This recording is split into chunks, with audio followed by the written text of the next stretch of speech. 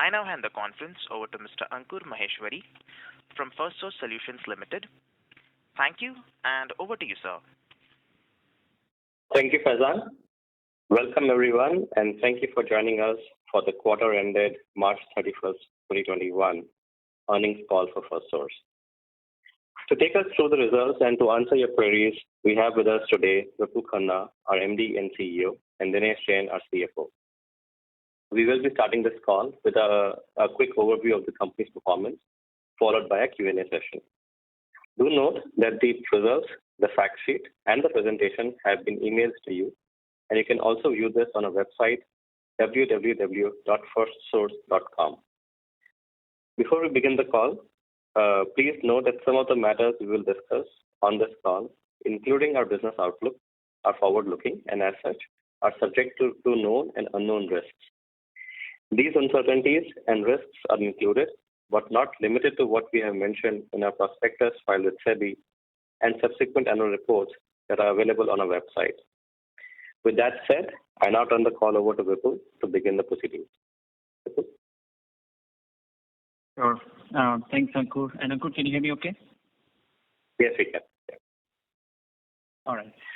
Good morning, everyone, and thank you for joining us today. Hope you and your loved ones are keeping safe in these trying, almost surreal times. It's deeply distressing and painful to see the wrath of the pandemic second wave in India. In the last few weeks, almost every person I've spoken to has a story of either themselves or their loved ones being impacted. The IT/ITES industry, including Firstsource, is no exception. Our top priority this time is the safety and support of our colleagues and their families. We have mobilized critical oxygen equipment, medical supplies, kits for COVID management at home, remote doctor consultations, hotel space for isolation needs, and a dedicated support for our colleagues. Additionally, we put together a number of fiscal support measures to support our colleagues. And needless to say, we will cover the cost of vaccinations for all our colleagues. Right now, we're working with partners to secure access to vaccines. Finally, we've stepped up our partnerships with grassroots organizations to volunteer time, financial support, and expertise for COVID relief. Let me take a minute about the impact of COVID on our business. In the last 1 month, we have understandably seen a higher level of absenteeism in our India operations. The situation on the ground is dynamic. As you know, some states have recently announced lockdowns and movement restrictions. We fully support these moves and hope these interventions can help break the chain. Given our hybrid work environment and the onshore-offshore delivery mix, we don't expect a material financial impact unless the situation changes drastically for the worse and for a sustained period of time. Again, at this point, the focus is on our colleagues' safety, health, and emotional well-being. Focusing on our results, I'm happy to report that fiscal 21 has been a standout year for Firstsource, despite the challenges in our path. This was a year of many firsts. Revenue surpassed the INR 5,000 crore mark. We achieved a constant currency growth of 17.9%, our highest ever. We added 6,800 employees during the year, again, our highest ever. And needless to say, we enjoyed when our market capitalization hit the $1 billion mark. A big shout out to our Firstsource family for making this happen in this crazy pandemic year. Summarizing our FY21 performance, I'm happy to state that we achieved better than our guidance. Revenues grew from rupees 40,986 million or $578 million in FY20 to rupees 50,780 million or $685 million. This implies a constant currency growth of 17.9%. And for this year, our operating margin came in at 11.8%, again higher than the guidance that we had. We took a charge of INR 1,151 million, which is considered as an exceptional item. Excluding that, our profit after tax came in at rupees 4,499 million. We will provide more details on this charge in a few minutes. Let me do a quick roundup on Q4. Q4 was a stellar quarter. Revenue grew 31.7% year-on-year in constant currency, and we clocked 14,628 million in rupee terms and $200 million in US dollars. For this quarter, the operating margins came in higher at 12.4%. The demand environment continues to be resilient and broad-based. Our new wins momentum remains strong. The solid performance during FY21 across all dimensions validates the growth framework we established over the last 18 months. Our sales wins are up, the operating margins are improving, our digital program is becoming more meaningful, and as an organization, we're becoming more purposeful. To reiterate, we've been channeling our energy in three directions. First, maintaining a sharp focus on our three core industry segments, BFS, healthcare, and CMT, across North America and the UK. We systematically invest in building out our capabilities and expanding our client base in the born digital new age client segments of these industries. These include fintech, health tech, streaming, and digital media. We are encouraged by the progress thus far and the traction we're seeing with our pipeline conversions. We added 11 new logos in Q4 and 54 during the fiscal 21. The second element of our growth framework is modernizing our offerings and what we call as digital first, digital now. We continue to make investments in developing capabilities, upgrading our platforms, and strengthening our partner ecosystem. In FY21, we upgraded our digital intake offering for the health plan and health services business. We did a complete facelift to the user experience of our healthcare provider platforms, and we added AI and ML capabilities to our digital collections platforms. Our partnership ecosystem continues to strengthen. Industry-leading solutions such as Upfront Health, UiPath, IntelliEdge, Unifor, Zappix, etc. are now integrated in our solutions as we keep marching further into the digital arena.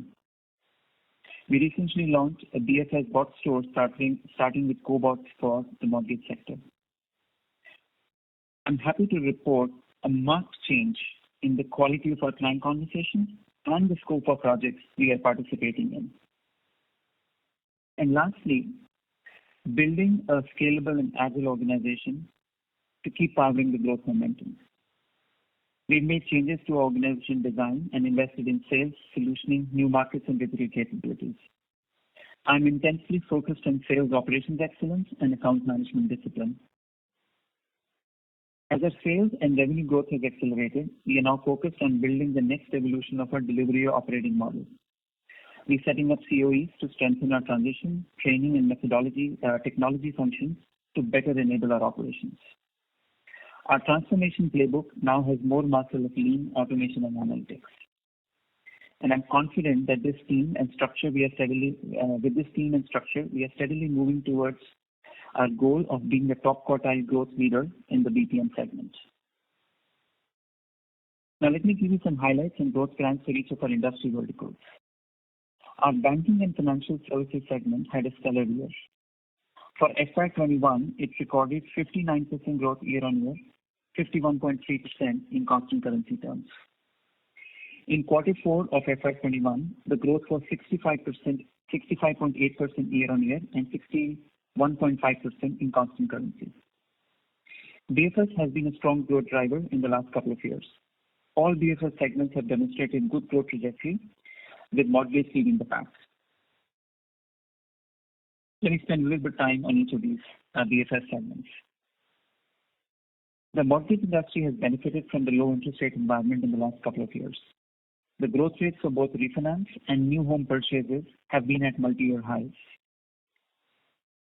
And as expected, the refinance market is starting to slow, although home purchase financing remains strong.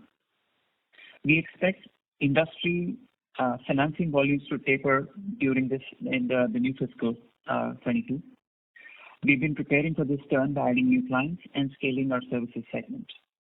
In the last 12 months, we added 31 new clients in our mortgage business, which will continue to ramp into the new fiscal.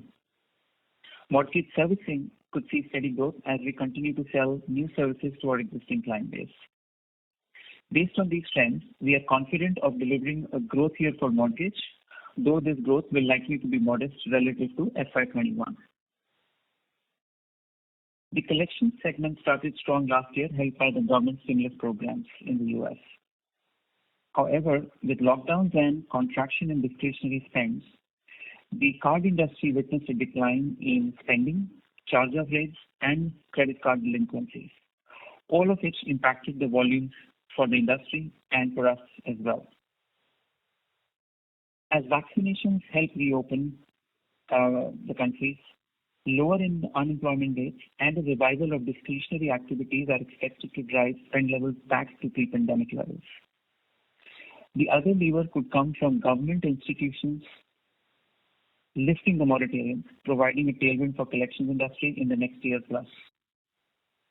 Also, in the last 12 months, we've made steady progress in expanding our capabilities to the fintech market, especially the buy now, pay later or BNPL segment. This segment is amongst the fastest growing and potentially another attractive market opportunity. We are already working with two of the top 3 BNPL companies in the US and pursuing a healthy pipeline. The UK banking remains resilient. We are seeing good volume growth from our clients across their product lines. Banks are rationalizing their physical infrastructure as consumers shift to digital. This creates additional opportunities for us to help our clients in the shift to new operating models. Furthermore, as the economy reopens, growth in credit card operations and contact center operations is expected. The UK mortgage market is also witnessing record growth driven by low interest rates and government policy actions.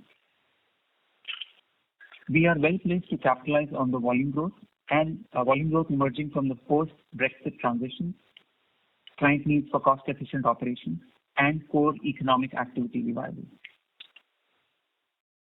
Let me shift to healthcare. Healthcare segment overall had a muted year. For FY21, the segment was flat year-on-year or grew by 4.1% in constant currency. In fourth quarter FY21, the growth was 7.8% year-on-year and 6.8% in constant currency. Our health plan and healthcare services business witnessed a strong turnaround. This part of the business has delivered solid growth despite lower claim volumes in the industry. We have secured a number of marquee clients during the year and have scaled our platform-based offerings in the market. In this quarter, we added 3 new clients and now service 6 of the top 10 health plans. We continue to make inroads in the fast-growing telehealth and remote patient monitoring market. And we have recently partnered with an emerging remote monitoring platform to extend our offering for this segment. We expect the growth momentum to continue for HPHS segment, supported by a revival of claim volumes, the scale-up of our platform-based solution, and by adding and growing new clients. Healthcare providers had a soft year. The volumes remained low through the year as patients deferred their elective treatments.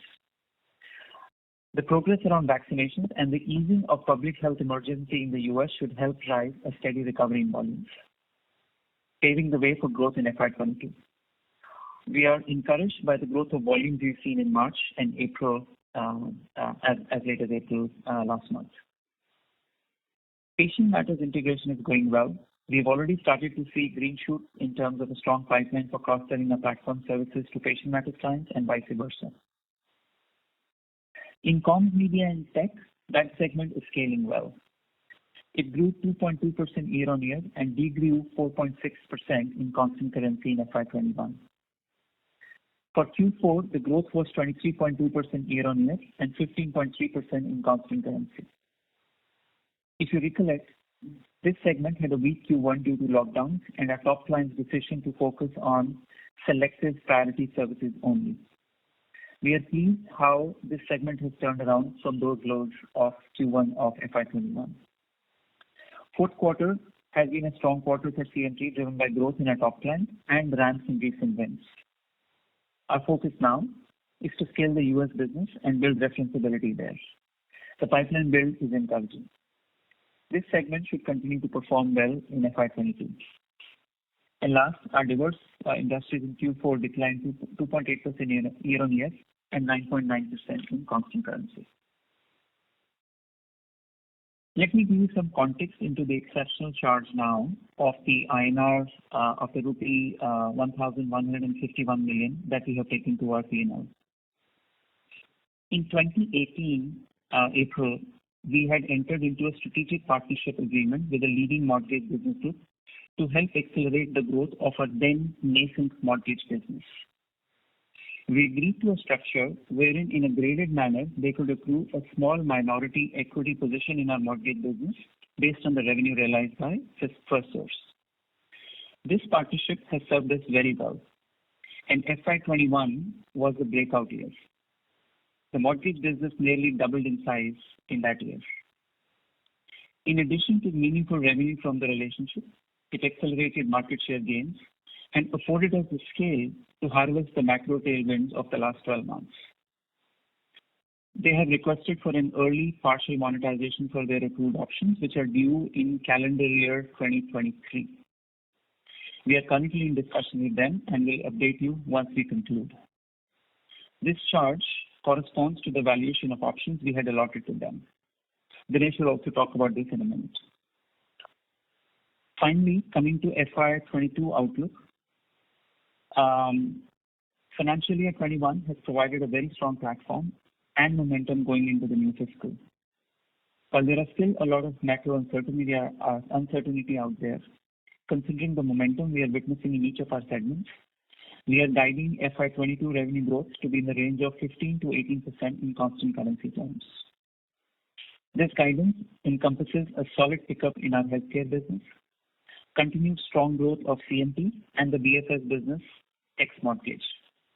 And as I mentioned earlier, growth trajectory in mortgage business is expected to moderate. As I've shared in the past, our strategy is to build overlapping growth rates to deliver sustainable industry-leading growth. This approach and the diversity of our portfolio is playing out nicely. For FY22, our operating margin should be in the range of 11.8 to 12.3%, an expansion of up to 50 basis points year on year.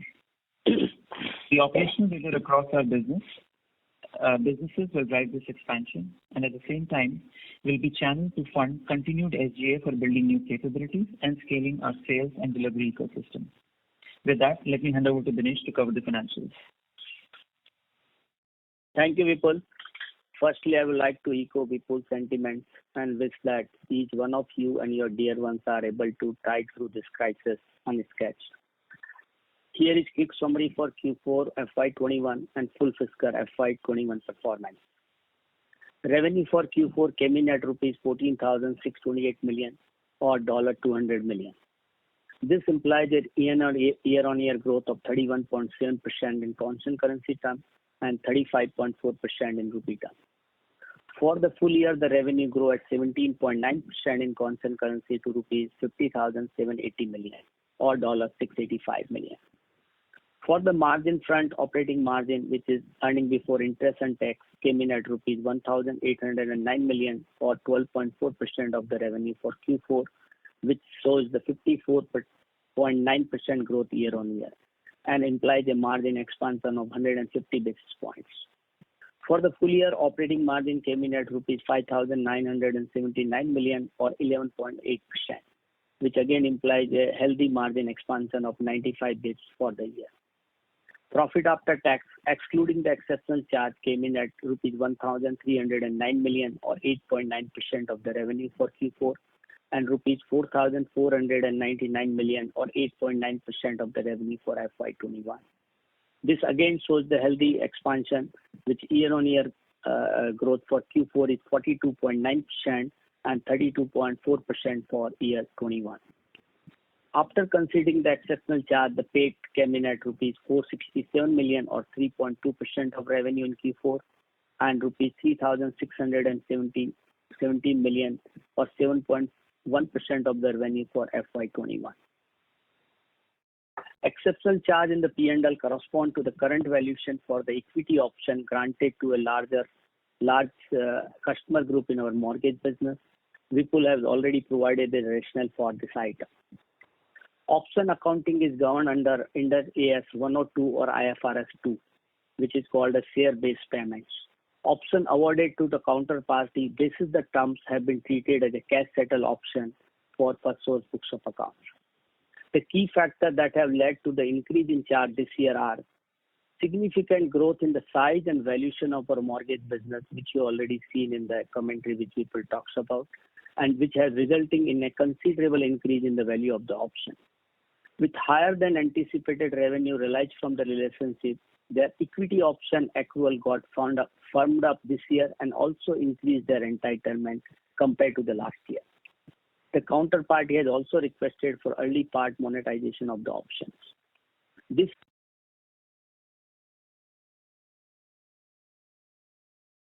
Ladies and gentlemen, the line from Mr.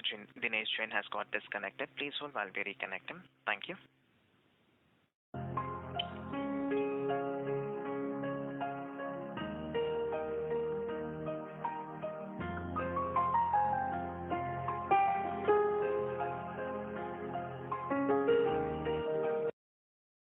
Ladies and gentlemen, thank you for patiently waiting. The line from Mr. Dinesh Jain has got reconnected. Thank you, and over to you, sir. Sorry, I think the line got disconnected. So I was talking on exceptional charge where I said that this led the reasons which I talked about, the 2-3 reasons which have increased the charge in the P&L to the extent of rupees 1,151 million for the year and rupees 1,099 million for the quarter. In the FY21, we generated 8,921 million cash from our operations, and our FCF was 7,225 million. After adjusting for the capex of 1,696 million, which is comparatively to the last few years, is much higher due to the higher investment in the tech infrastructure and the employee facilities, which have resulted into this. And the advances for customer was also 835 million, which we talked in the last quarter. In Q4, we have generated rupees 1,506 million cash from operations. Our closing cash balance as of 31st March is 2,199 million, and which is after repaying for 2,672 million of our short-term borrowings, paying dividend of 2,038 million, and utilizing $950 million for acquiring patient matters.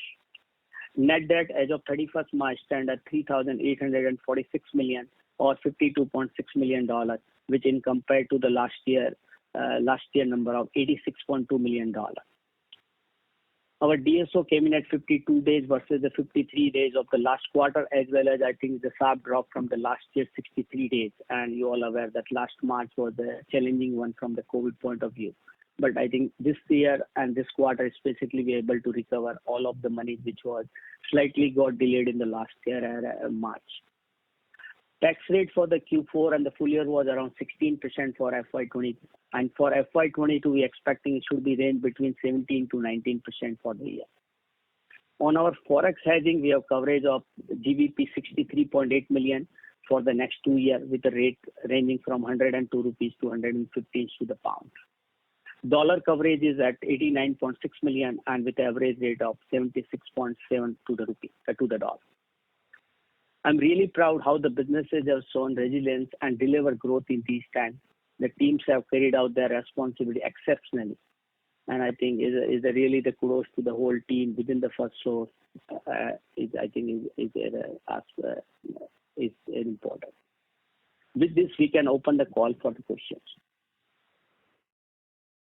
Thank you very much. We will now begin the question and answer session. Anyone who wishes to ask a question may press star and 1 on their touchtone telephone. If you wish to remove yourself from the question queue, you may press star and 2. Participants are requested to use handsets while asking a question. Ladies and gentlemen, we will wait for a moment while the question queue assembles. Reminder to the participants, anyone who wishes to ask a question may press star and 1 at this time.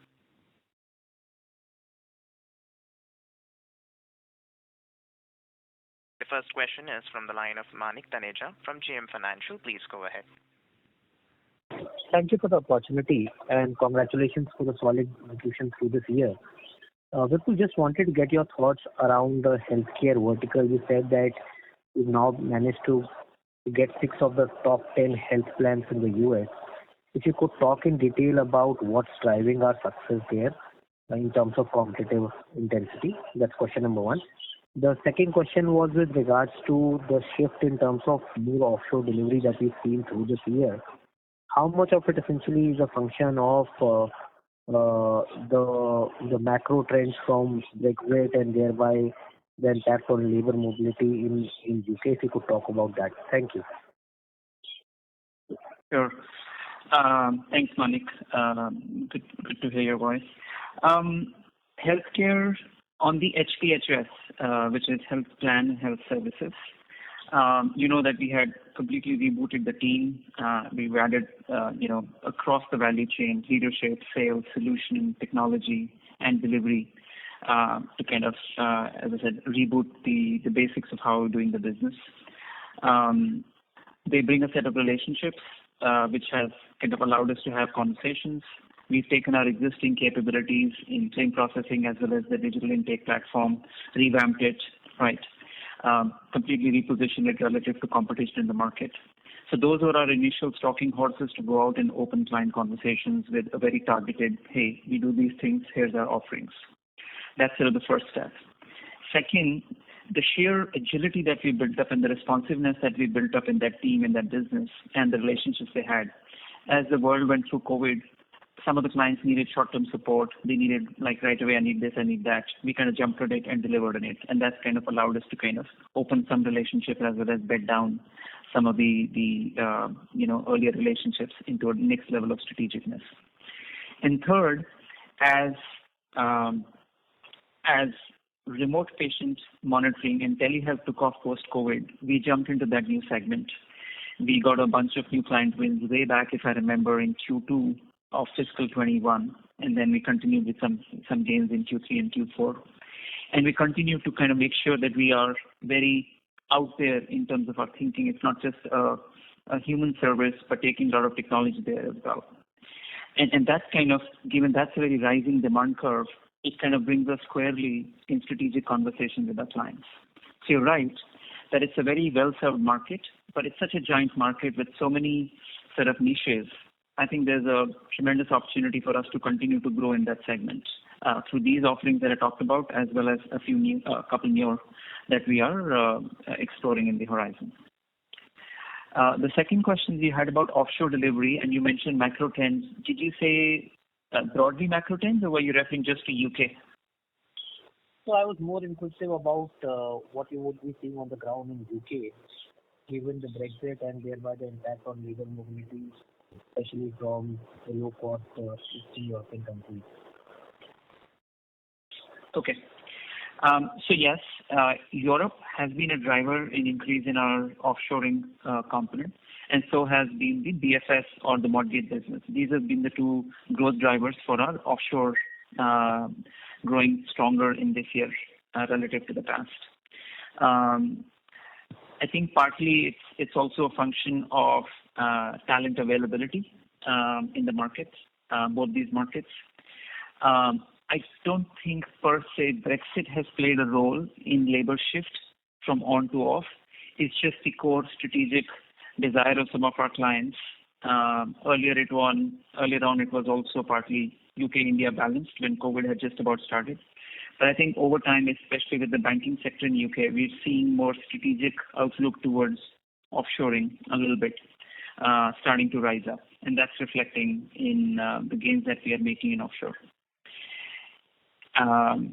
That's how I would characterize the movement in offshore. Thank you and all the best for the future.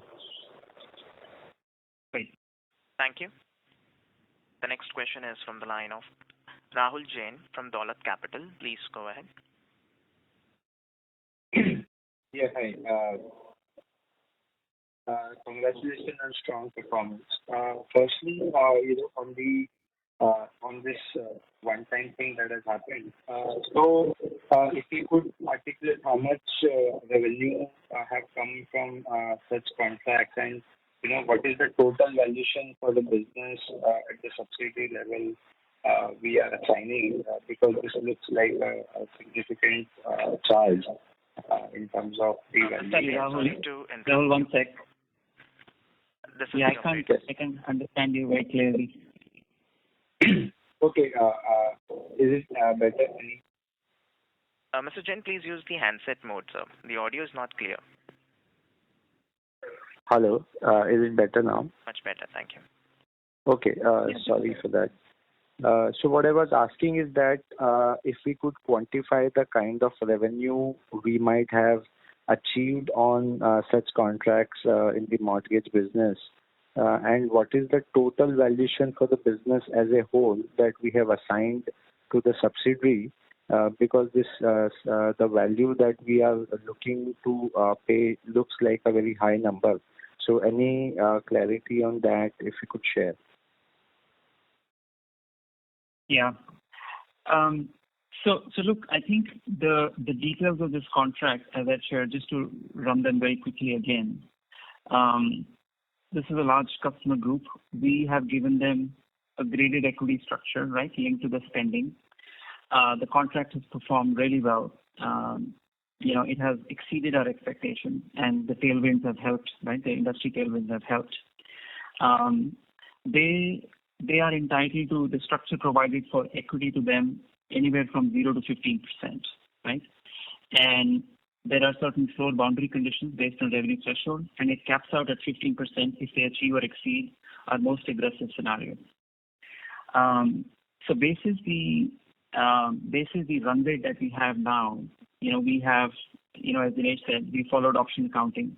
We valued the business and assigned the value to the options that are accrued to our counterparty. The contract, we are currently in discussions with the client. The contract provides for certain exit optionalities, and when that happens, there will be a fair market value exercise by an independent body at that point in time, and that will kind of determine sort of how we finally settle it. But right now, for March 21, consistent with past years, we valued the options based on the current run rate spend of this relationship as well as our overall mortgage business. So this number has come at a peak calculation of 15% based on current valuation.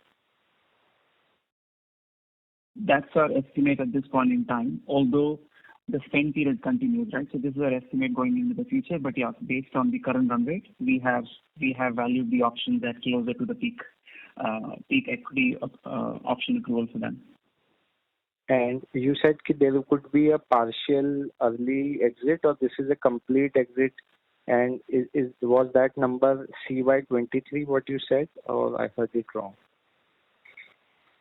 No, what I meant was that in the original agreement that we have, there is a spend period, which is the eligibility period, and the monetization is expected in FY23-24, right?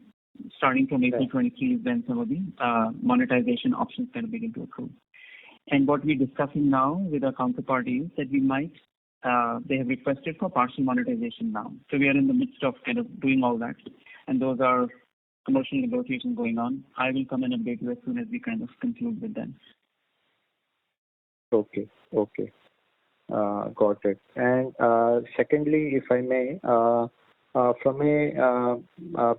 from a guidance point of view, since you say that we are going to see some growth in the mortgage business and the kind of run rate we are at, and in general commentary looks strong across other business segments. So in that light, the guidance that we see looks like a conservative one. So is that what you also see given the uncertainty, or this is the realistic thing which we think of as of now?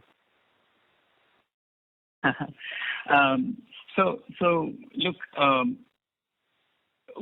we see strong growth in healthcare. I see good continued growth in our CMT portfolio.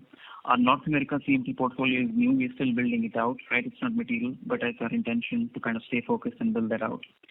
Banking and financial services, our UK portfolio, our collections portfolio is, I think, on a reasonable wicket, decent momentum. Mortgage business obviously is a little bit more sensitive to interest rate movements and stuff. We're seeing sort of different projections in the marketplace. And candidly, we started to see some volume softness in the market, especially for refi. So we have modeled it such that we can see reasonably where we could end up in the next 12 months on our mortgage.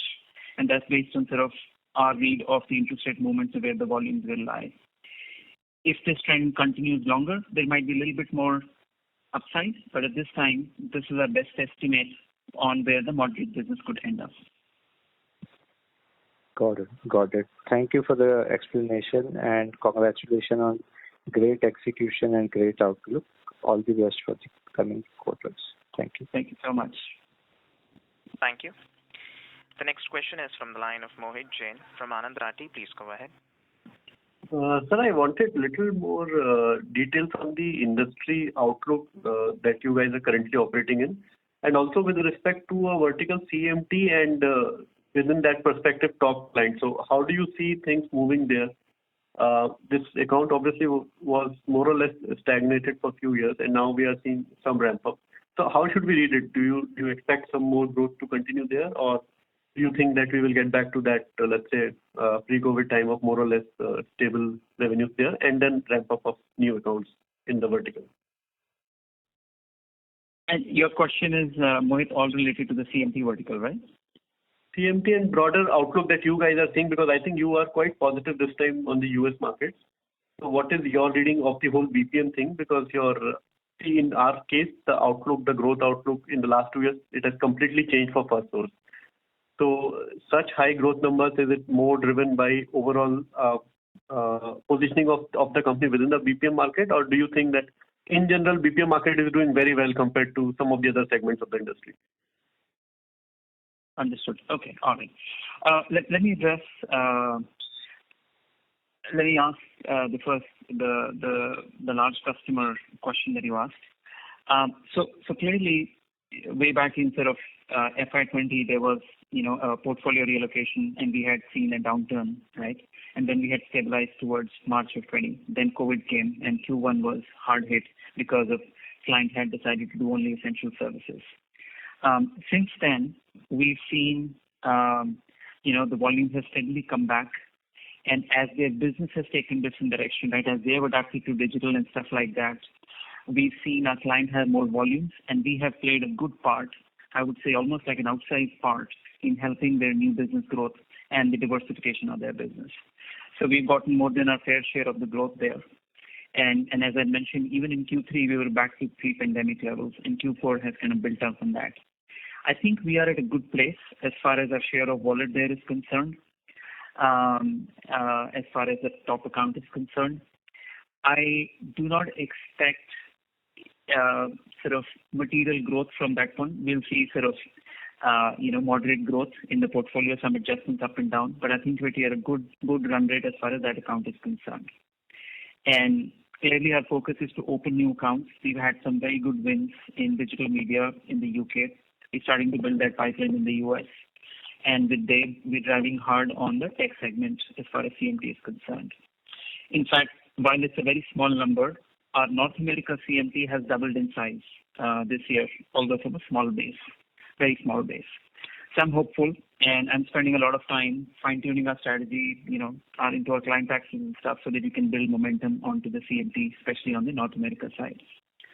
On your FSL question relative to the industry, I don't know if it's a good thing or a bad thing. You asked the question, but overall, as I've been saying, my intention has been to build overlapping waves of growth, right? DFS was going strong. We kind of put our foot down, put a lot of investment, sales focus, solution focus, delivery investments ahead of time, so that we could kind of get the growth that's there in the market. And while at the same time, we were building healthcare. And now, if mortgage moderates out this year, healthcare is starting to pick up, and we'll see strong growth from healthcare in FY22 if all goes well. And then hopefully by that time, CMT starts to kind of gather momentum and will start to pick its, pull its weight toward the end of the year. So the intention is to build sort of sustained growth by having sort of people or industries at different levels of growth and different levels of investment and needle cycle, so to say. We'll see sort of what the outlook comes out from the industry for FY22, but at this stage, it's kind of uneven across industries. Depends on whether you're playing in a mature industry or a growth industry, and if you're playing in a mature industry, if you have disruptive solutions or not. And my focus is to make sure that we kind of try to play in disruptive places and not play where we have to go just play on price, right? In some cases, we are the challenger, so we kind of stick to our strengths, or we build on our leadership positions. So we're trying to kind of go to places which are more tailwinds rather than headwinds, and competitive intensity is high. I could characterize that part of our strategy, which has driven good growth for us in FY21 and hopefully continues in FY22. And so just a follow-up on if you could spend like 2-3 minutes on this digital media offering which you spoke about. So what are we trying to do there and what kind of clientele do you expect in FY22? Sure. So when I say digital media, this is traditional media, your traditional print, etc., which is now moving to digital, right? Whether it's digital access of content and as well as how they interact with their customers, right? So in that segment, as that industry moves, right, we've had some early good wins. I think we have a good operating model now, and it seems to be replicating across different publications. And I think we've right now we built a small but consequential pipeline in the US as well, taking our UK capabilities into the US market. That's one manifestation of digital media. And there are some other new segments that we are evaluating linked to sort of what's coming up good in this, in this pandemic era of sorts. So streaming, for instance, right, has taken off, as you've seen, going from cable to streaming. We have good strength given our large relationship both in UK and US and that. That's one area we're focused on streaming. And very early days in looking at things like what could be our play in the edtech segment, right, as education goes online. But it's still early days, very early days for that segment. Those are some of the segments that we are focused as far as digital media and digital consumption is concerned. So this would be which service line? This will not be contact center, right? It could be. Contact center is one part of it. It may not be sort of contact center, right? It could be multimodal, multi-channel with a lot of automation in it.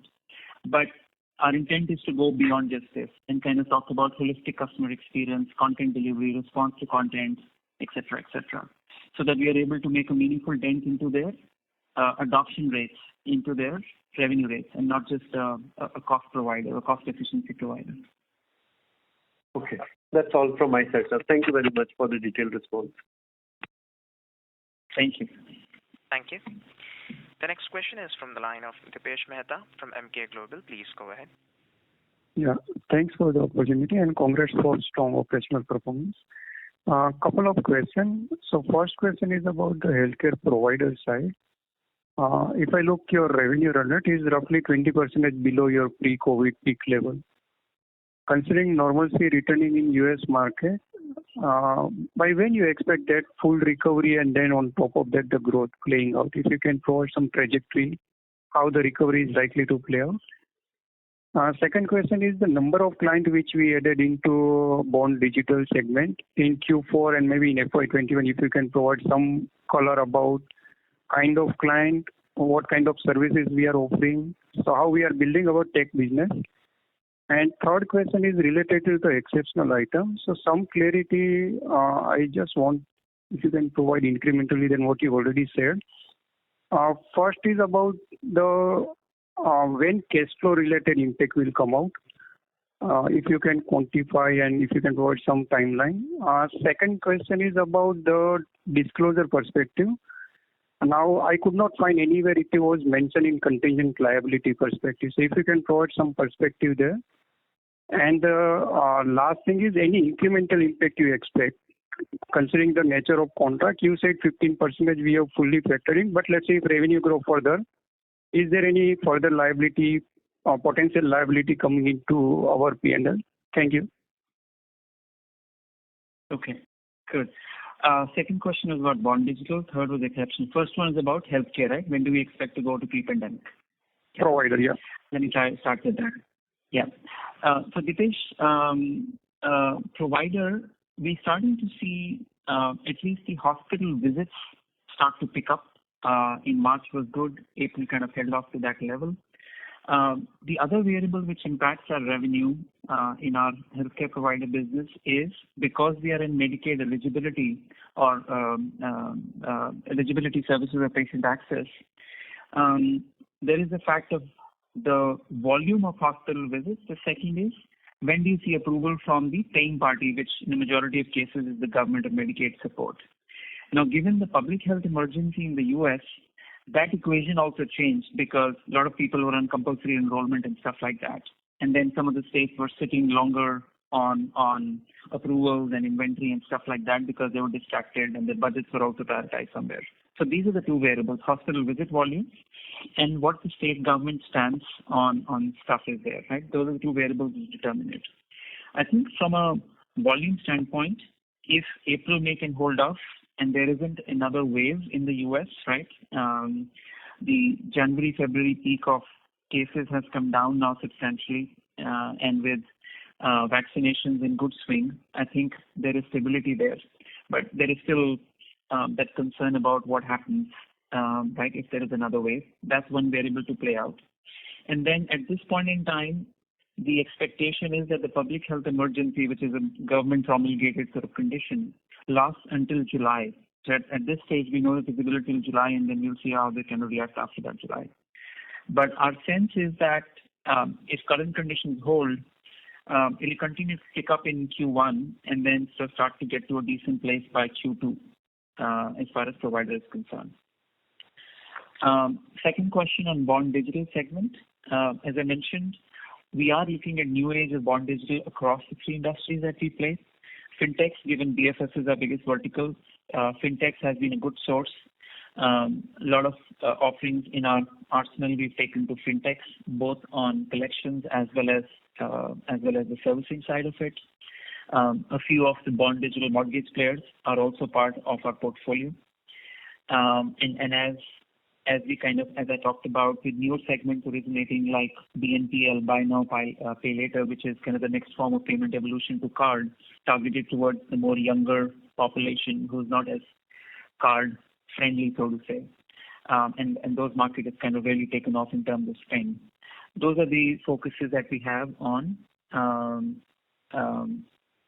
fintech side of it. As far as health tech is concerned, this is more a play for HPHS, and we are focused on remote patient monitoring or companies or arms of health plans which are about telehealth and how do they use IoT and other devices for remote and continuous patient monitoring. That's our focus, and we have a couple of good wins in that sector. Again, it's a nascent sector but growing very fast, and everybody, including us, is trying to find the operating model to support those players. The one derivative of that is because we have a lot of expertise in the provider side, right, on how to bill on behalf of hospitals and recover from health plans as well as from government, we're taking that expertise and trying to extend into the medtech segment, right, the med device segment.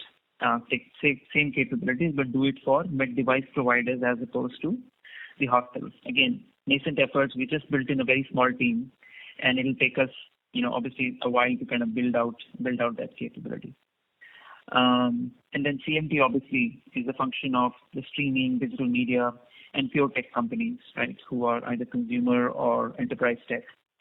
Again, something which is our aspirational focus, and we still need to get some meaningful traction in the last part of the consumer and enterprise tech that we want to get into.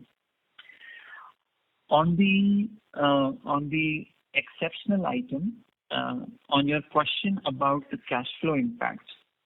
So look, as I mentioned, as per the contract, the cash flow is envisaged for FY23-24. But clearly, we are currently in talks, and we might go to a place where we do partial monetization sooner. So the cash flow will ultimately depend upon the fair market value of the business at the time of exit or exits, and also the final equity percentage based on how spends kind of play out over the term that I mentioned. And the FMV, as I also mentioned, will be done by the independent valuation. So these factors will determine the quantum of cash flow and the timing of the cash flow. And as I said, right now this is commercial conversation, so let me leave it at that and then come back and update you guys as soon as we can close that. Your question was there any further liability? Will there be further liability? So right now we have booked the amount of 1155 million. Given this option will, or part of the options might extend over to next year.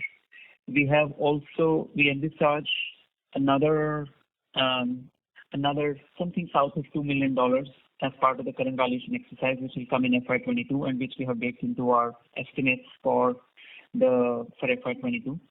That's our sort of estimate at this point in time based on the run rate of the spend. As far as liability into the P&L from the option accounting basis is concerned.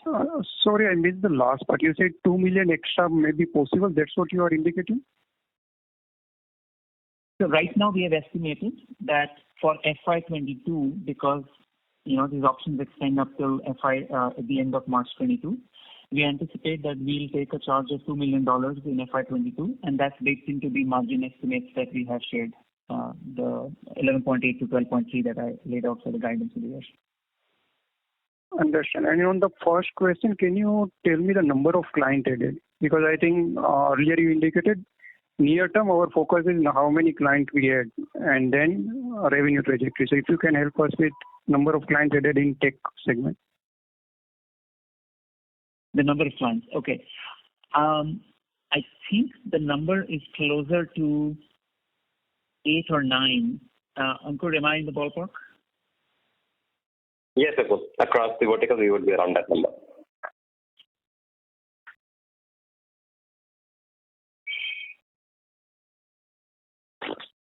Yeah, and the last question, if you can answer. The third question is on the contingent liability and related disclosures, if you can provide some perspective. So, as Dinesh said, since this is option accounting and that's cash settled, there is no need to show as contingent liability since you're doing cash settlement on this one. Dinesh, anything else to add on that?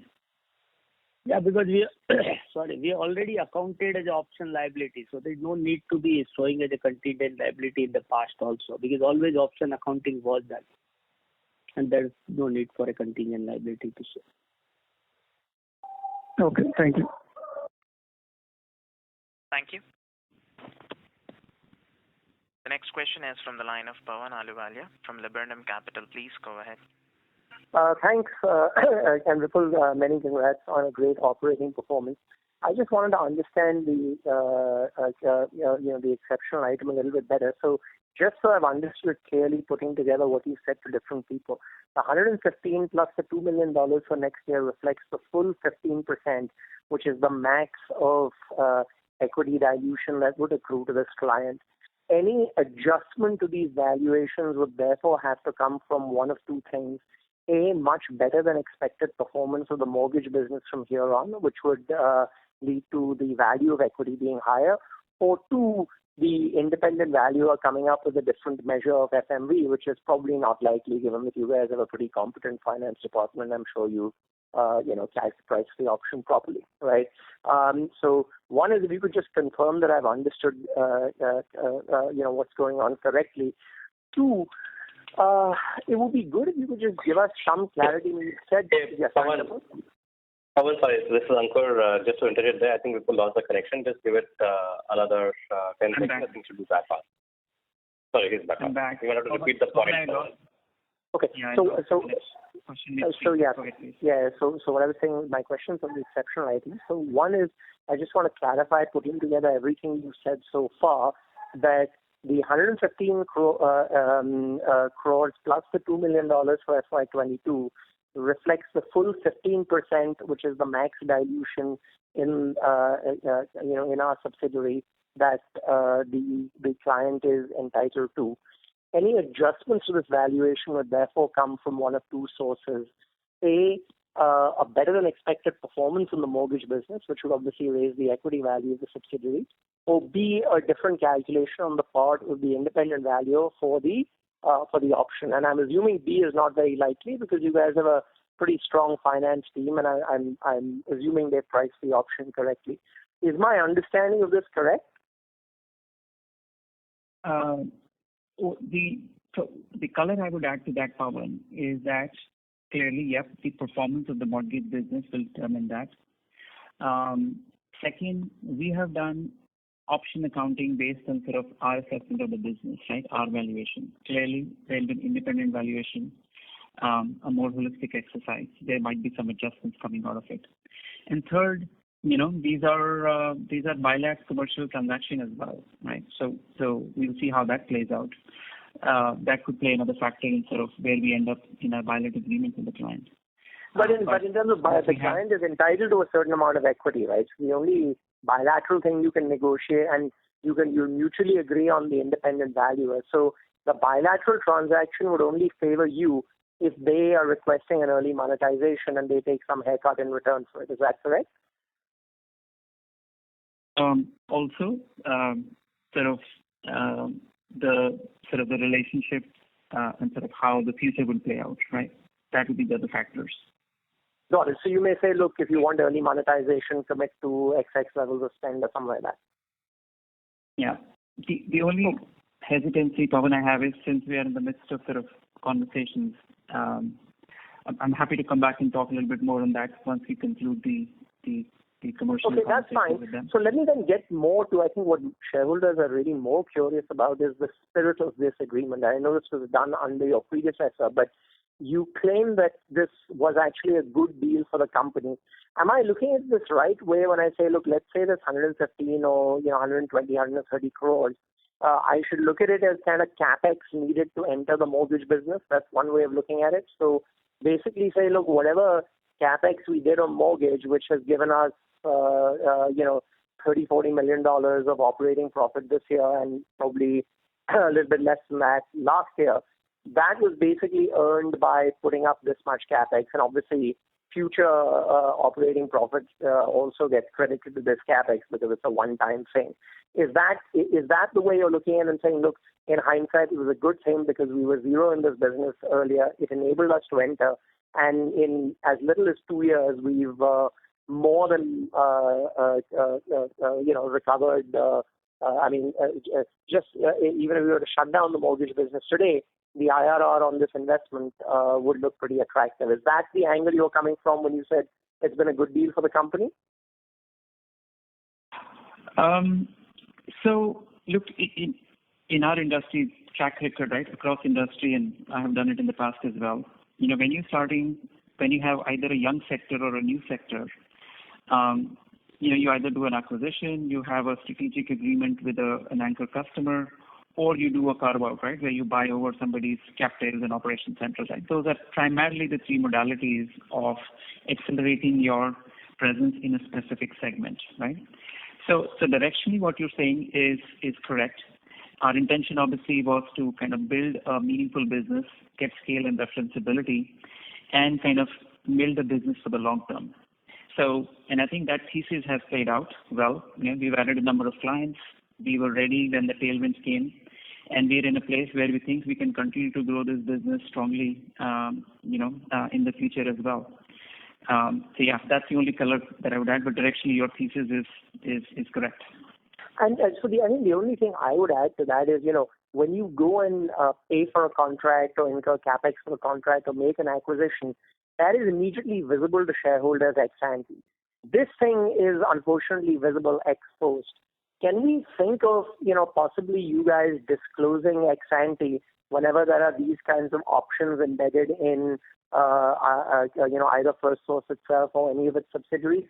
And could you let us know, are there other similar contracts you've signed with these sorts of options that may materialize in future? Because we totally understand that it's necessary, right? And we encourage your doing it because, you have to think very creatively in order to be able to grow in this industry, and flexibility and dynamism in structuring contracts is a key growth lever. And, you've certainly seen that done very successfully at Cognizant, and we can see the results we are bringing that approach to Firstsource. But in terms of just shareholders understanding upfront, can you give us a sense, is there other stuff like this that we should expect going forward? And if there isn't, then in the event that you were to enter into such agreements, is there a way for you to just flag it to us in advance? No. So, Pawan, there is no other such structured deal or strategic agreement besides this across any of our businesses. This one, as opposed to our largest client, which we had talked about in 2016, that was a different structure, right? There was an upfront money spent and there was an MRC. This structure with the mortgage client is more like an earn-out structure, right? It's more like an entitlement structure rather than a commitment structure. And as I said, 21 was the breakout year where the spend came through, the business grew on and so forth. So it became material. And, we were doing earlier, it was not material. When we did the deal, mortgage business was like 30 million, right? Out of a company which was about 540, 550 million at that point in time. So it was like 5 or 6% of the business. And this year is where it kind of broke out and we kind of disclosed. But I take your point in terms of better going forward. Yeah, because this is how doing deals like this, doing deals like Sky, this is how you grow at 15 to 20% in an industry that grows at 10%, right?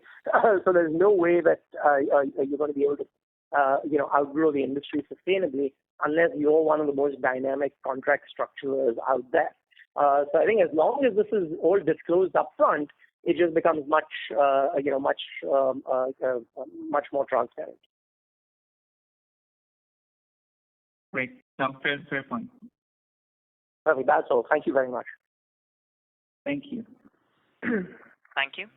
The next question is from the line of Sachin Kasera from Swan Investments. Please go ahead. Hello. Congrats for a good set of numbers. Just one advice or comment on what has been raised previously regarding the disclosure. Vipul, after you have taken over, we have seen consistently the growth trajectory changing, the quality of growth becoming very good. Last 8-9 quarters ever since you've taken charge, FSL has completely changed the character as a company. And obviously the stock is still undervalued, it's getting slowly re-rated. We don't want this type of surprises to derail that, that process of getting due re-rating which is there for FSL. So I would just again say that, we have to be very clear in upfront in terms of all this disclosure. It should not come as negative surprise for us. Yep. No, Sachin, point taken. But as I said, right, in our judgment, when it became material, we've disclosed it, and we've kind of given even the forward-looking view, but point taken. Second question is, now we have figured out something in terms of the capital allocation policy for the next 2-3 years. How are we looking at it? So the capital allocation policy remains the same, right? We think, given the sectors and the subsectors we operate in, there are a number of interesting areas where we want to build capabilities, and acquisitions is a very viable strategy. Patient Matters was a small example. We have a list of priorities across our segments where we want to grow into acquisition. So that's one source. Clearly, there is regular capex. Right, with this expansion, we've had to spend a lot of money in technology and less so on centers in FY21, but we'll pick up as life comes back somewhat to normal, not all the way there. That'll pick up on physical infrastructure as well. And clearly, given my focus on digital, the platform builds, the partnerships, etc., becomes the other part. And then finally, right, we have a decent dividend record, and we hope to keep that. So between these three, capex, acquisitions, and dividends, we hope to keep an equitable mix while generating healthy cash flows to meet these three needs. And needless to say, your guidance doesn't bake in any acquisitions that you do. At this point in time, the growth and the margin guidance we've given has obviously the Patient Matters full year impact, but it doesn't have any significant acquisitions baked in. Sure. And just one question on the tax front for the CFO. Sir, Dinesh, if you could tell us what is the tax rate we are seeing for 22 and 23? So I think it should range between current year we are looking 17 to 19%, and it may be slightly up in the next year because I think that, as you know, that new SEZs have been already over by 20. So some of the SEZ will come as a taxability for 50% in 23. So I think I'll put another 1%, but we can range between 17 to 20% for next 2 years. Just one last question on the return on capital. Because of this high amount of intangible and goodwill that we are carrying, our return on capital continues to look a little lower. So in between, we are evaluating it as an option to maybe sooner take some sort of write-off. So any thoughts, any progress further on that? Because our balance sheet has become much more stronger in the last 2-3 years. I don't think we can take a charge because the valuations which we evaluate every period are from the goodwill impairment point. There is no case for do the impairment. Yeah, in the past, I think at the board level it got discussed, but as of today, I don't think we are discussing anything of that nature. But yeah, point is valid that yeah, balance sheet has a big intangibles, and some point of time we need to look. But as of today, really, we're not looking any of those ones, and there is no risk on the goodwill from a valuation point. Thank you. Thank you. The next question is from the line of Shraddha from AMSEC. Please go ahead. Yeah, hi. Congratulations to the team on an outstanding year. This is just one quick question. How big is the mortgage business in terms of revenue? Sorry to interrupt you. Please request you to please use the handset mode. Am I on? No, the audio is breaking from your line. Yeah, better now? Yes, thank you. Yeah, sorry. So congratulations on a Vipul. Congratulations on a good year. Just one quick question. How big is the mortgage business in terms of revenue run rate for us now?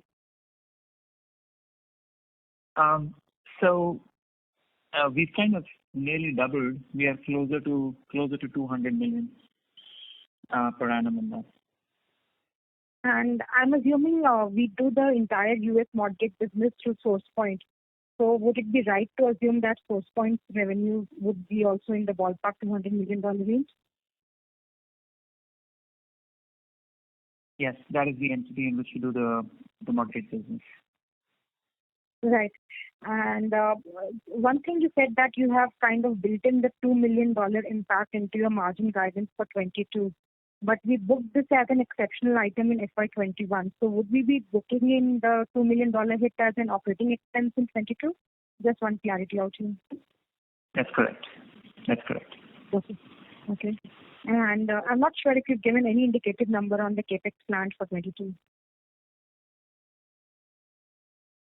Dinesh? Capex plan, I think the last year we spent almost $20 million. Current year, again, we expect that it not be in the around 15 million, but around $20 million the capex will be, because we still have to invest in the facilities as the people will start coming back to the offices.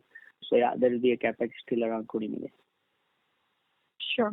And just one final bit from me, Vipul. Could you just give me the puts and takes for margin guidance for next year? And given that some work from home normalization would happen towards the second half of the year and some costs might come back. So what are we baking in terms of whatever guidance of 15 bits expansion we are talking of? So what are the puts and takes for that? Sure. I think you've identified one. We will see a percentage return to work, and obviously our growth last year was strong, and we'll have to catch up on some of the capacity, right, as some of the capacity comes back to work from office, from work from home. Prashant has been building up his team. Our CEO has been building up the team and capabilities, working with every business. So we expect an element of operational excellence and operational resilience, which kind of gives us some more gains as far as ops, delivery costs, etc. is concerned. So that gives us some takes out there. And then, we'll continue to make SG investment into new capabilities, both sales as well as delivery and digital. Some of it, the gains that we make from operating excellence kind of goes there. And thirdly, while we're still building the businesses and platform side, clearly those are higher margin businesses, albeit they're a small portion of our revenue. They're higher margin businesses once we get to scale. And in general, we're starting to take a little bit more higher watermark on the kind of deals we want to do, especially onshore. So those are the factors in terms of increased costs, etc. Labor market is tight, or getting to get tight in US. We'll see how UK kind of plays out in the next few months. So those are some of the puts and some of the takes I mentioned from a continued investment in SGA and digital build. Right, that's helpful. And obviously you did indicate that labor market is getting tight in the US, and so is the case in India as well. So what are we baking in terms of our annual wage cycle? Are we talking of an advancement of our wage cycle here in India, or are we looking at the normal wage cycle? At this point, we're looking at a normal wage cycle. But clearly, at a tactical level, if we need to do some tactical measures, some restructuring of how we pay and better incentive structure, those are some of the thoughts that we've already put in play for the mortgage market, which is very hot, and we might have to replicate as healthcare and other things pick up in the U.S. So that's helpful. Thanks, Vipul. Thanks. Thank you. Thank you. The next question is from the line of Sarvesh Gupta from Maximal Capital. Please go ahead. Sir, most of my questions have been answered. I had just two small points. One is, while historically, our growth rates have been subdued, and this year, for the first time, we have seen a very strong growth. Now, X of mortgage, are there any changes that you are seeing in your revenue contracts in terms of maybe the longevity of contracts or, the possibilities of increasing the ticket size of contracts, which is giving you sort of more confidence of a higher trajectory of growth rate going forward? So that is number one. Secondly, on the operating margins, because of this, the cycle of increase in wages that we are seeing across the industry.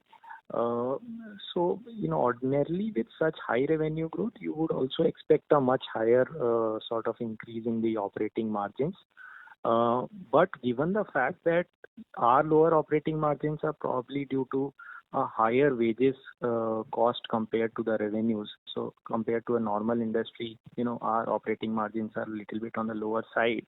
That means our people cost is higher. So this wage cost impact, which can have an inflationary impact, is it going to disturb this guidance of, I think, 11.8 to 13.8, which you alluded towards? Yeah. Sorry, the guidance was 11.8 to 12.3, so 50 basis points spread on that. So longevity or the nature of contracts, yes, I have been very focused on making sure we have sales operations discipline, a formal and structured way of account management, so that for our targeted growth accounts, we put in very disciplined account growth plans, and we are investing in the right network and relationships, understanding the client products better and taking the right solutions. So I think that plays a role in terms of, you farming the accounts better, and obviously you embedding yourself, so hence the length of your SOW, the statement of work, tends to be longer. So I think you've hit two of the key points. That is an expectation that I have from our businesses as we continue to invest in more senior and more well-trained efforts as far as account management is concerned, especially in areas like HPHS. Europe, we historically have enjoyed fewer but stronger relationships. So I think that already exists, and likewise for collections. But HPHS is one area, as well as mortgage. These are two areas where I expect there will be a different flavor of our relationships for the better, right, as we kind of settle in. And the second element which will change is now digital, right? Could be small in terms of automation, could be more strategic on intake, and could be even more transformational, where you're looking at entire target operating model redesign of the entire stack, whether it's tech, operations, or analytics on top, including software. So I think in certain areas, that's thing they are building up, where the nature of the contract becomes business process as a service or platform-based service, which is a very different consumption-based, sort of the SaaS equivalent of our industry, where it becomes consumption-based and hopefully more sticky because you are taking care of something sort of end-to-end. Again, small at this point in time, as you see from our service line wake-ups. That's something which we are focused on and building in select areas. So that's the color commentary as far as change in nature of contracts is concerned. Your second question was on margin expansion given the growth, and will labor cost play out or will impact our margin guidance. So look, I think as I've been saying, the strategy to build the growth is that you need to continuously invest in newer capabilities, right? Whether it's new segments, new offerings, new operating models, partnerships, etc., etc. They're not capex, but they are your SG investments that you're doing. And the strategy is to harvest margins from operating efficiency and put some of it to work for the future capability so that you can keep running the growth, right? That's one dynamic, an important, simple but important dynamic to keep in mind as far as the margin build and the margin change for our, at least for our FSL business is concerned. Wage costs, typically, we do have contracts, we have indexation clauses in our contracts, in most cases, some cases not, that we are able to recover some of it with our clients. There are obviously timing differences. There are differences in terms of what we pay versus what's allowed as per indexes and stuff. So there is always some arbitrage or some gap out there. But to an extent, it is covered. And at this stage, we are looking at, as the labor market continues to come back strongly, we are wanting to make sure that we are the right employers, right? I'm very focused on becoming a very purposeful company, not just for, temporary urgent situations like COVID, but long term. And so the first core effort is to become strategically focused on becoming a strong employer of choice with a sense of community, a sense of purpose. And that should try to allow us to get more people and not necessarily who's paying the extra 5% or 10%. That'll always be the game, but this should be the bigger driver. So on the one hand, that is the focus. And on the other is to make sure that we are continuously looking at the right places to grow so that we are able to kind of assess the labor market potential to grow. Obviously, big cities are important, but we also want to make sure whether it's India or US, UK, we have the right geographical mix, and we are very focused in having the right strategic footprint. And just in the last couple of quarters, we've shut down 4 smaller US sites, right, as we are focused on building more strategic, bigger sites where we can invest in the right infrastructure, the right leadership and stuff like that. So it'll be a mix of factors to draw people, to keep people, as well as choose the right location, both near and offshore. And we'll see how that plays out as the year goes by. Thank you, sir, and all the best for the coming quarters. Thank you. The next question is from the line of Karthik from Unifi Capital. Please go ahead. Hi, sir. Thank you for taking my question. Just wanted to understand about the patient matters run rate for the quarter. How much was it, and probably what's the growth projection going forward? Sure. So when we had acquired, it was in a run rate of about 17 million per annum. Obviously, December we had gotten 1 month, and now we got full quarter. Q4 was full quarter. Our integration plan calls for reasonable revenue synergy between our business and Patient Matters over the next 2 years, so FY22 and 23, and we're starting to see good cross-sell happening. So that is baked into our overall healthcare growth guidance as far as revenue synergies is concerned. So is there a particular number or a run rate that you have foreseen in Q4, and maybe with the exit for FY2023, do you foresee a number? So our run rate for Q4 21 was between $4 to $4.5 million. I don't have a specific number in terms of just that run rate because it will blend out. By the end of this quarter, it will blend into one operating unit as far as Patient Matters and our healthcare provider business is concerned. Sure, sir. That's helpful. Another on the CMT front, I just wanted to understand one thing. So when you say the top client, right, so being in a media business, their streaming or the digital outlook for them is also probably going to be on a high scale, given that there's a lot of competition increase from Netflix and so many other streaming partners. So the traditional people are putting in so much effort in there to up the game as well. So does this or will it translate to a drastic change in the deal wins from their end, or what's the outlook there specifically for the top client? So for our top client, we serve both their, let's call it the full scope product, right, the triple play product, as well as their streaming product. And whatever change in portfolio that has happened or will happen in the future, we have been part of that journey from them, right? Whether it was an adjustment or building new capabilities. So given our portfolio mix there and what we know of their business plans, there isn't a significant change or a drastic change as you characterized it as far as their operating model and hence the impact on them is concerned. That change is happening and it's already baked into our portfolio. Today we have teams servicing both across their sales, services, retention, etc., etc. Sure. In fact, even if you see this quarter, it's probably been the best quarter in the last 3 years, given the run rate for the last 3 quarters also have been really good. So, do you foresee this kind of a run rate going forward for the next probably 8 quarters, or do you see some good growth coming in from your deal wins? So, as I mentioned, I think there was an element of, it went down, it caught up, and then there was some change in the mix and consumption patterns, and we kind of, had the advantage to have a strong relationship and harness most of that. I think we are at a good run rate. I wouldn't expect significant growth from this on the top clients, right? We'll see sort of incremental growth in this. And at this time, I'm not expecting any drastic reduction per se, unless something dramatic came up. But I think we are in good shape as far as current run rate is concerned with the top clients. Sure. So even in the same vertical as such, right? In CMT, can I say probably 70 to 80% is from the top client?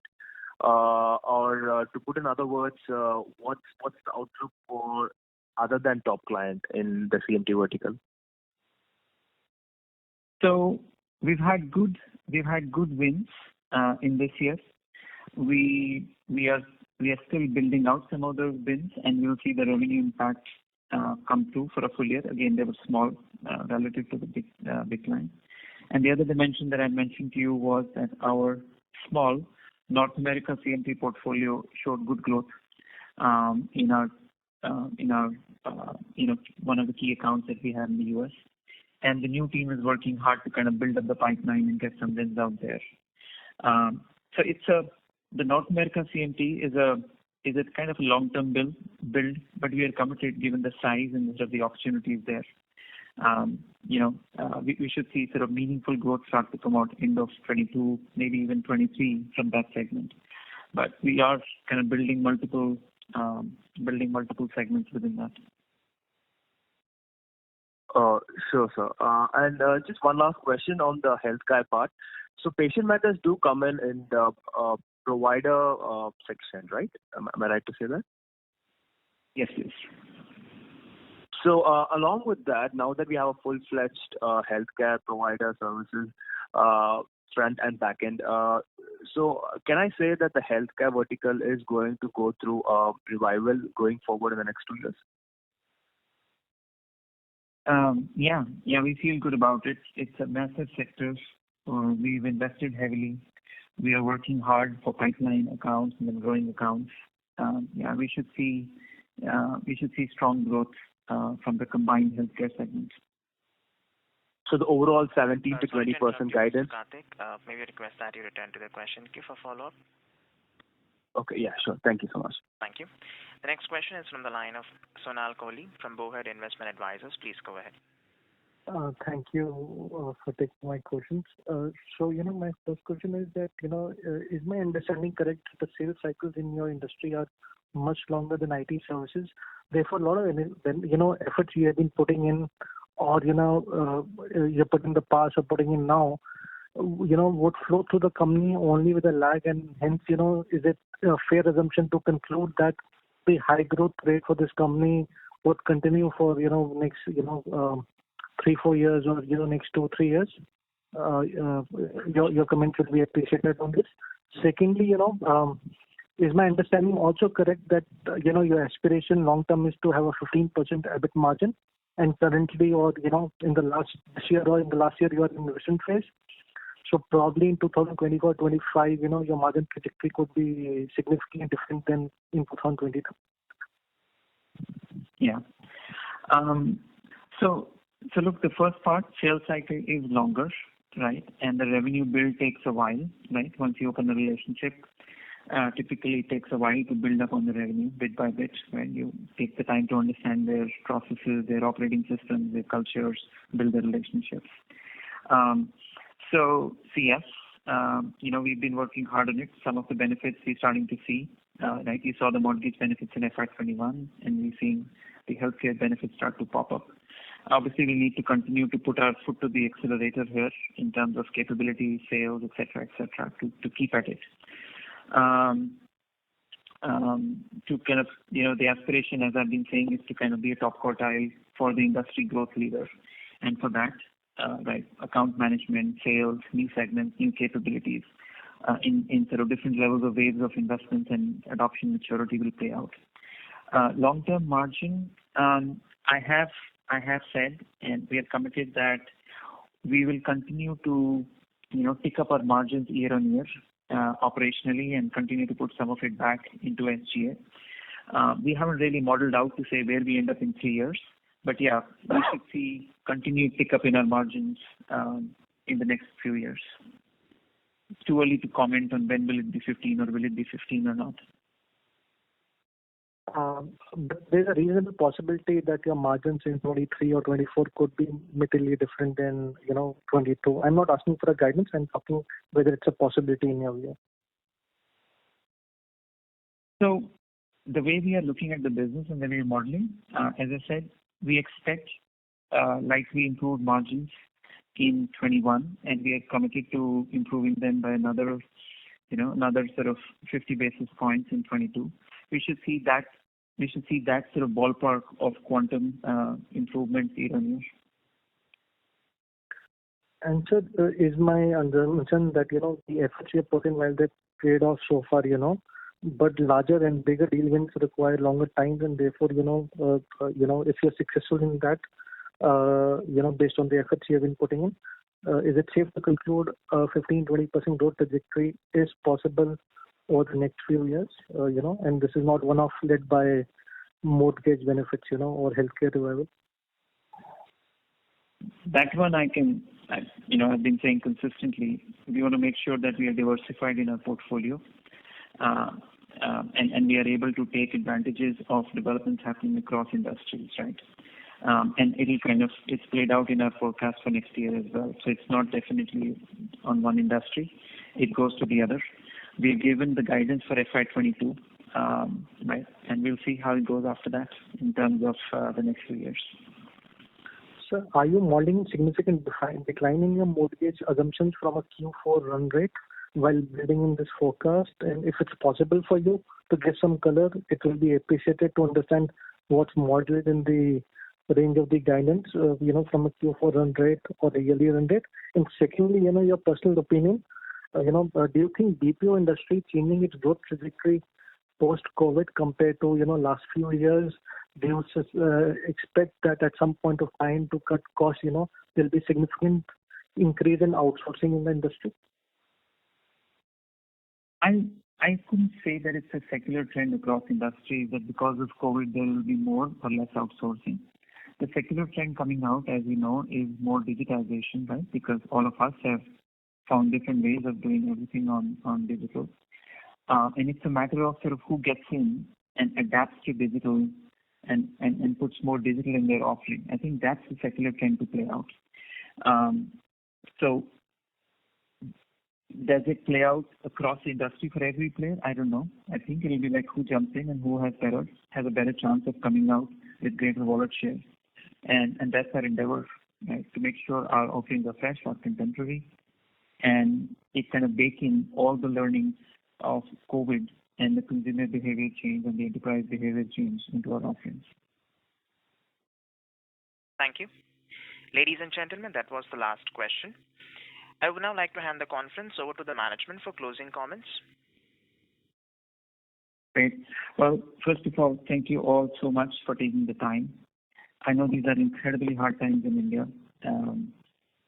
I hope everybody keeps safe, right? There is health and there is revival, and within few weeks we see the worst of it. We continue to run our business to high standards, as well as to make sure that we take care of our people. And we seek your blessings and wishes in that endeavor. Again, thank you for your time and interest, and we'll see you in the next quarter. Thank you. Thank you, everyone. Thank you. Ladies and gentlemen, on behalf of Firstsource Solutions Limited, that concludes this conference. Thank you for joining us, and you may now disconnect your lines.